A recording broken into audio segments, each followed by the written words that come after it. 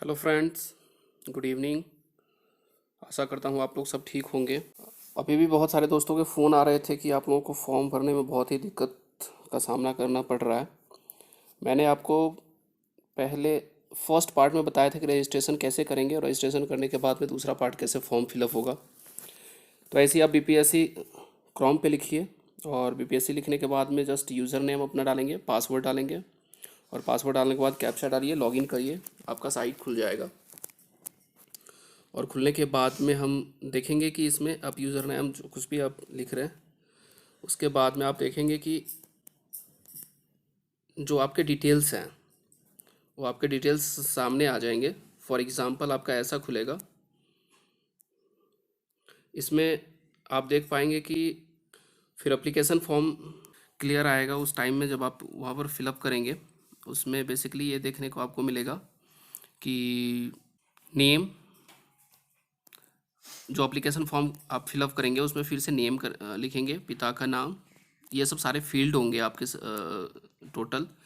ये मैट्रिक का सर्टिफिकेट जो देख पा रहे हैं आप, ये मैट्रिक का सर्टिफिकेट आपको लास्ट में लिखना पड़ेगा, जिसमें सर्टिफिकेट का नंबर और इशू डेट, जो आपका सर्टिफिकेट पे ऑलरेडी लिखा होता है, इशू डेट सबसे नीचे लेफ्ट कॉर्नर में होंगे, उसको आप लिखेंगे। उसके बाद फिर से वैसे ही जैसे आगे आप बढ़ेंगे तो उसमें रजिस्ट्रेशन में ही आपने लिख दिया था कि ये citizen of India and are you citizen permanent citizen of Bihar, तो ये आपने फिलअप कर दिया होगा। और यदि आपने बिहार के परमानेंट सिटीज़न हैं तो यहाँ पर सिटीज़न सर्टिफिकेट नंबर और इशू डेट ये आप यहाँ पर लिखेंगे। यदि कोई जनरल कैंडिडेट बाहर के हैं या फिर बिहार के ही हैं लेकिन उनका सर्टिफिकेट नहीं बन पाया है तो एज ए जनरल वो फिल कर सकते हैं। ठीक उसके आगे जैसे ही आएंगे तो यहाँ पर पूछेगा कि नेम ऑफ द कास्ट, या फिर किसी रिजर्वेशन के लिए आप इसको फ़ायदा लेना चाहते हैं तो उसमें यस। और जैसे कि ये कैंडिडेट है तो इन्होंने यूआर किया हुआ है क्योंकि ये किसी तरह का फ़ायदा नहीं ले रहे हैं, बाहर का कैंडिडेट है। लेकिन अगर कोई बिहार के निवास प्रमाण पत्र के साथ अगर हैं तो वहाँ पर यस कर देंगे और यस के बाद फिर से उनको सर्टिफिकेट यहाँ पर अपलोड करना होगा। फिर उसके बाद आगे अगर देख पाएँ तो क्या आप दिव्यांग अभ्यर्थी हैं, यदि यस तो यस पे टिक करेंगे, नो तो नो। और यस हैं तो 40% डिसेबिलिटी का सर्टिफिकेट उनके पास होना चाहिए और फिर उनसे यहाँ पर सर्टिफिकेट नंबर मांगा जाएगा और इशू डेट मांगे जाएंगे। ठीक उसके आगे ये कि यदि आप दिव्यांग में 40% में दिखाते हैं तो आपको श्रुतिलेख मतलब लिखने राइटर आपको उपलब्ध कराए जाएंगे, और यदि जनरल हैं तो नो ही आ जाएगा, उसके लिए कोई दिक्कत नहीं है। Are you an ex serviceman, तो एक्स सर्विसमैन है तो यस और नहीं तो नो। ये सारे के सारे आपने रजिस्ट्रेशन में फिलअप किए हुए हैं, इसलिए इसमें ज़्यादा विस्तार करने की ज़रूरत नहीं है। मैंने आपको पहले वीडियो में ये चीज़ बताए हुए हैं, लेकिन अगर किसी भाई ने अगर पहला वीडियो नहीं देखा है तो मैं उनके लिए डिस्क्रिप्शन में अपना लिंक दे दूंगा, या फिर आप मेरे अकाउंट पे जाकर के फर्स्ट वीडियो देख सकते हैं। ठीक इसी तरह से आगे जो मेन फिलअप करने के लिए इसमें था वो उस पर हम डिस्कस करेंगे। अपना एड्रेस वगैरह आपने दे दिया था, और फर्स्ट पेपर या सेकंड पेपर या थर्ड पेपर के लिए आपने जो जो भी चुन रहे हैं, फर्स्ट पेपर, सेकंड पेपर और थर्ड पेपर, तो इन्होंने फर्स्ट पेपर के लिए किया हुआ है तो फर्स्ट पेपर में टिक है। सीटेट का जो है सो अभ्यर्थी है तो सीटेट पे उन्होंने ठीक किया हुआ है, टिक किया हुआ है, तो उनको सीटेट का उन्होंने सर्टिफिकेट अपलोड किया हुआ है।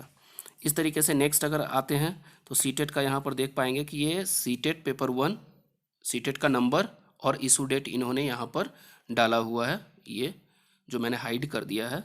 तो और अगर कोई सीटेट नहीं कर रखा है और इस बार एग्ज़ाम दे रहा है तो यहाँ पर आप टिक करेंगे कि मेरे शिक्षक पात्रता परीक्षा का आयोजन 31/8 तक होगा। मान लीजिए अगर कोई पास नहीं है और इस बार अपीयर होना चाहता है तो भी अपीयर हो सकता है, बशर्ते उसका 31/8/2023 तक पेपर हो जाए। उसके बाद ठीक आप फर्स्ट पेपर के बाद अपना बीएड जो कंप्यूटर साइंस से हैं वो सेकेंड नंबर पे टिक करेंगे, वो पहले ही आपने पेपर में टिक किया हुआ है। और जो संगीत के अभ्यर्थी हैं वो थर्ड पे टिक करेंगे, लेकिन अगर कोई फर्स्ट ही है तो फर्स्ट पे बीएड वाले पे टिक करेंगे। और क्लास 1 to 5 में जब हम फिलअप करेंगे पेपर तो उसमें सामान्य हमने यहाँ पर सामान्य देना है, क्योंकि दो ऑप्शंस दोनों अलग के लिए है। जो जनरल कैंडिडेट है, जो उर्दू या बांग्ला नहीं जानते हैं, वो सामान्य पे ही यहाँ पर क्लिक करेंगे। उसके बाद जस्ट आगे आइए, और जब आप ये दे देंगे कि आपने विद्यालय अभ्यर्थी में 1 2 3 अगर देंगे, तो उसमें अगला नंबर खुल जाएगा आपका ग्रेजुएशन का। और अगर कोई 9th 10th 11th 12th कर रहा है तो पोस्ट ग्रेजुएशन, और शिक्षा स्नातक मतलब बीएड का। उसके बाद यहाँ पर सब्जेक्ट स्ट्रीम लिखना है। अगर कोई कॉमर्स का है तो कॉमर्स का लिखेगा, और कोई आर्ट्स है तो आर्ट्स ऑब्वियसली। इसके बाद नेक्स्ट इन्होंने कहा कि पासिंग ईयर, अपना पासिंग ईयर फिलअप करेंगे, और इंस्टीट्यूट, अपने कॉलेज का नाम यहाँ पर आ जाएगा, और जिस यूनिवर्सिटी से, अगर कोई दरभंगा में है तो कोई अगर इंस्टीट्यूट का नाम आ जाएगा, जैसे आरआर कॉलेज हो गया, मधुबनी से कोई है तो आरके कॉलेज हो गया, तो ये कॉलेज का नाम इंस्टीट्यूट में आ जाएगा। यूनिवर्सिटी का नाम, जैसे कि आपका दिल्ली यूनिवर्सिटी है, सिंपल सा मैंने लिया कि कोई लड़का है दिल्ली यूनिवर्सिटी में पढ़ता है, डीयू में पढ़ता है, तो आप डीयू लिखेंगे। और अगर को लेकिन उसका कॉलेज बहुत सारे कॉलेज हैं, जैसे कि हंसराज है ना, इसके बाद आरएमएल है, उसके बाद आपका मोतीलाल है, वेंकटेश्वर कॉलेज है, हिंदू है, सेंट स्टेफन है, बहुत सारे कॉलेज हैं। तो इंस्टीट्यूट के नाम में आपका आएगा कॉलेज का नाम, और यूनिवर्सिटी का नाम में दिल्ली यूनिवर्सिटी, या कोई और कॉलेज का है तो उस कॉलेज यूनिवर्सिटी का नाम, कोई रोहिलखंड का है तो रोहिलखंड का आ जाएगा। मार्क्स ऑब्टेंड, आपने कितने नंबर लिए हैं पूरे ग्रेजुएशन में, तीनों जोड़ लेंगे और वो लिखेंगे। और फुल मार्क्स, फुल मार्क्स जैसे कि यहाँ पर इनका 950 का था तो 950 का। और परसेंटेज, ये एक हो सकता है आप पेपर पे लिख लीजिए, जिससे क्योंकि जो टाइम शेड्यूल यहाँ है वो 15 मिनट का दे रखा है, तो हो सकता है 15 मिनट में अगर आप पूरा नहीं लिख पाए तो फिर से दोबारा स्टार्ट हो जाएगा। इसलिए आप कोशिश करिए कि एक पेपर पे पहले ही ये सब चीज़ लिख करके रख लें, और फटाफट वहाँ पर आप टाइप करते जाएं। और सबसे बड़ी बात यह है कि मोबाइल से फॉर्म कैसे फिलअप करें। अगर कोई मान लीजिए कि आप जा पा रहे हैं साइबर कैफ़े में, लेकिन वहाँ बहुत भीड़ है, या आप उतने अच्छे से पैसे जो है सो नहीं खर्च कर सकते, तो आप डायरेक्ट मोबाइल से, जैसे मैं बता रहा हूँ ऐसे आप फिलअप कर सकते हैं। ठीक वैसे ही हमने नीचे में भी यही लिखा है, इंस्टीट्यूट, बोर्ड का नाम, मार्क्स ऑफ 10, टोटल मार्क्स और परसेंटेज। इतने लिखने के बाद में प्रायोरिटी आपने दे ही रखा है, फर्स्ट आप लिख रहे हैं। एक आपको इसमें ऑप्शंस और यहाँ पर लेगा कि आप प्रायोरिटी डिस्ट्रिक्ट का दीजिए, मतलब आप कहाँ पे, तो मैं आपको सबसे ज़्यादा, जैसे कि मैंने पहले बताया हुआ था कि सबसे ज़्यादा वैकेंसी कहाँ है, तो 3 प्रायोरिटी आप ले सकते हैं। जैसे कि समस्तीपुर में मेरे हिसाब से 1400 के आसपास में जो है सो वैकेंसी है, और समस्तीपुर के बाद में मेरे हिसाब से दरभंगा में, मुजफ्फरपुर में, यहाँ सब में वैकेंसी ज़्यादा है। तो यहाँ पर 3 प्रायोरिटी आप अपने हिसाब से दे सकते हैं, या फिर आप जहाँ रहते हैं, जो आपका होम टाउन है, जो भी डिस्ट्रिक्ट, वहाँ दे सकते हैं। बाहर के लोग हैं तो बाहर के लोग जो बिहार के बाहर से हैं, तो उनके लिए तो प्रायोरिटी यही रहेगी कि जहाँ पर ज़्यादा सीट है आप वहाँ पर फिलअप करिए। इसको फिलअप करने के बाद में फिर नेक्स्ट पे क्लिक करेंगे तो आपको फ़ोटो अपलोड करने के लिए आएगा, और सिग्नेचर। तो जैसा कि देख पा रहे हैं कि फ़ोटो जब आप अपलोड करेंगे तो फ़ोटो अपलोड में वेब कैमरा का यूज़ करना है, जो आप मोबाइल पे ही आपका, या फिर सिस्टम जिस भी आप लैपटॉप वगैरह पे बैठे हुए हैं, तो वहाँ पर आपका कैमरा के सामने आपका फेस आएगा। तो कोशिश करिए कि पीछे बिल्कुल सादा सादा दीवार हो, कुछ भी खिड़की या कपड़े वगैरह का ध्यान रखेंगे, पीछे कुछ एरिया नहीं हो, साफ़ सुथरा हो, लाइट ठीक ठाक हो, और यहाँ पर आप अपना फ़ोटो। इसके बाद में अपलोड, ये वेब कैमरा से ले लेगा।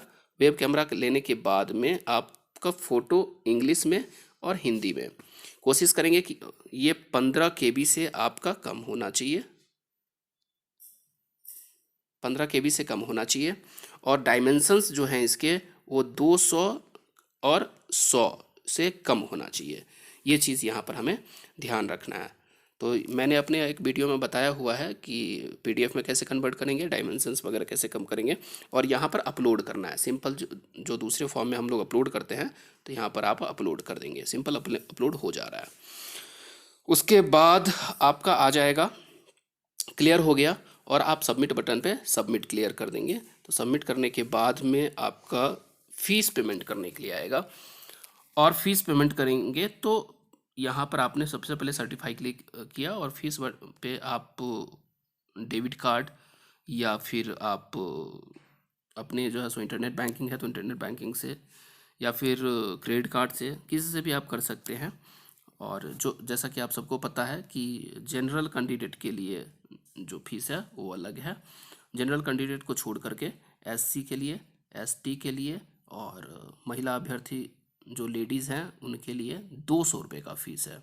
ध्यान ये रखना है कि जो इसका फ़ायदा ले रहे हैं वो मान लीजिए भविष्य में किसी भी तरह का आप सर्टिफिकेट उपलब्ध नहीं करा पाए तो आपको, आपने फीस तो कंसेशन वाला जमा किया हुआ है, तो आपको कंसेशन के रूप में वो सारे आपको दस्तावेज वो आपको देना पड़ेगा।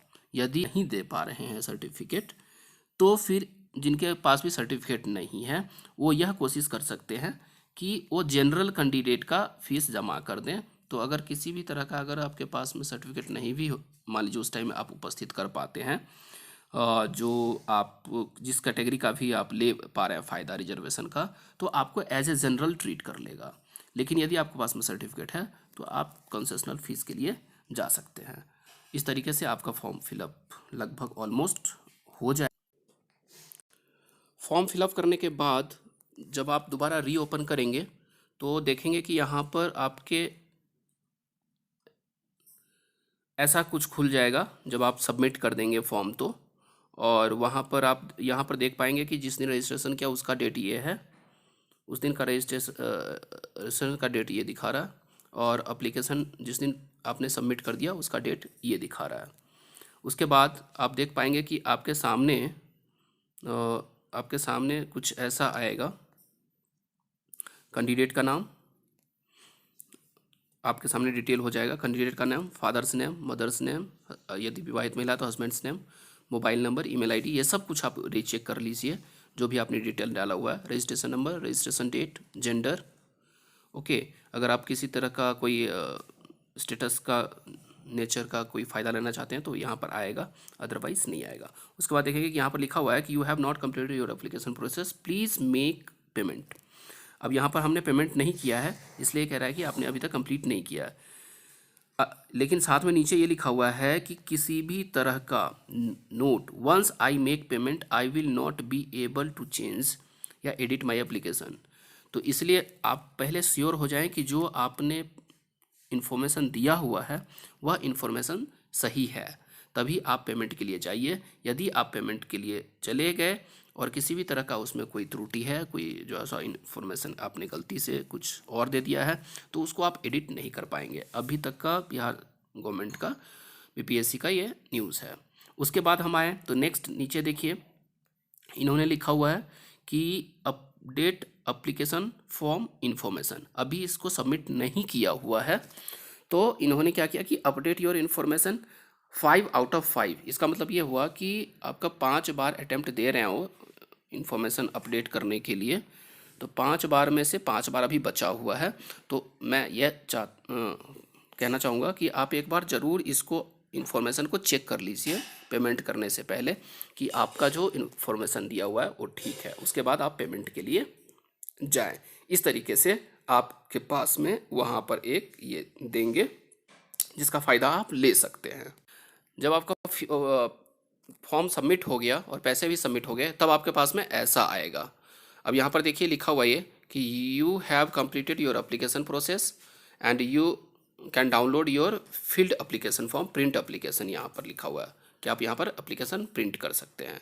तो इस तरीके से आप यहाँ पर एप्लीकेशन अपना प्रिंट कर लीजिए फॉर फ्यूचर रेफरेंस। और इस तरीके से यहाँ पर, और मान लीजिए अगर किसी ने गलत लिख दिया कुछ इन्फॉर्मेशन तो उसमें भी घबराने की ज़रूरत नहीं है। एक मौका यहाँ पर ये दे रहे हैं कि if you want to cancel your registration then click below cancel. आप इस कैंसल रजिस्ट्रेशन पे जा करके कैंसिल करेंगे, और वो भी ध्यान रखना है कि जो डेट है उस 12 तारीख से पहले ही कैंसिल करेंगे, और प्रीवियस पेमेंट आपके रेफ़र नहीं किए जाएंगे। डबल रजिस्ट्रेशन अलाउड नहीं है इसलिए कैंसिल करना आपका क्या है, कंपलसरी है। इस तरीके से आपका कैंसिल हो जाएगा और दोबारा भी फॉर्म फिलअप कर सकते हैं, पेमेंट वापस नहीं किए जाएंगे। इस चीज़ का ध्यान आपको रखना है। चलिए, यदि आपके काम अगर ये अच्छा जो है सो इन्फॉर्मेशन लगा, पसंद आए तो मेरे वीडियो को लाइक करिए, शेयर करिए और सब्सक्राइब जरूर करिए। Thank you very much.